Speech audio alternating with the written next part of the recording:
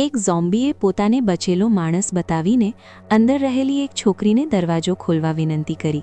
તેની હાલત જોઈને છોકરીને દયા આવી ગઈ અને તે કાચનો દરવાજો ખોલવા જતી હતી.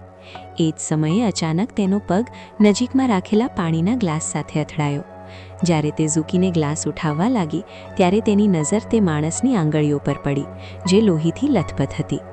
છોકરી ધીમે ધીમે ઊભી થઈ અને ત્યારે તેને યાદ આવ્યું કે એ માણસની ગળા પર પણ પટ્ટી બંધાયેલી હતી. આવા અજીબ સંકેતો જોઈને તે સાવચેત થઈ ગઈ. તેને યાદ આવ્યું કે તેના સાથીઓએ કહ્યું હતું કે વાયરસથી સંક્રમિત લોકો પાણી માટે ખૂબ તરસ્યા રહે છે અને પ્યાસ ન મળે તો પોતાની ચામડીને નખથી ખંજવાળવા લાગે છે. પોતાનો શંકા પાક્કો કરવા માટે છોકરીએ જાણીને ગ્લાસમાં બાકી રહેલું પાણી જમીન પર ઢોળવાનું શરૂ કર્યું અને તે માણસના ચહેરા પર ધ્યાનથી નજર રાખી. પાણી પડતાં જ તેના હાવભાવ બદલાઈ ગયા.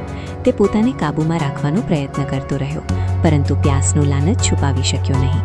થોડા પળો પછી નિરાશ થઈને તે ત્યાંથી ચાલી ગયો.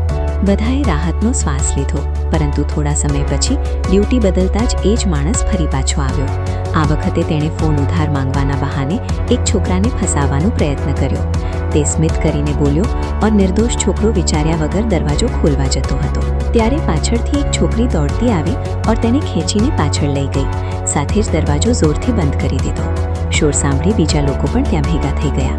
દાવાંગ નામનો એક માણસ કાચ પર પડેલા લોહીથી ભરેલા હાથને નિશાન બતાવીને બધાને ચેતવણી આપવા લાગ્યો, પણ તેની વાત પર કોઈએ ખાસ ધ્યાન આપ્યું નહીં.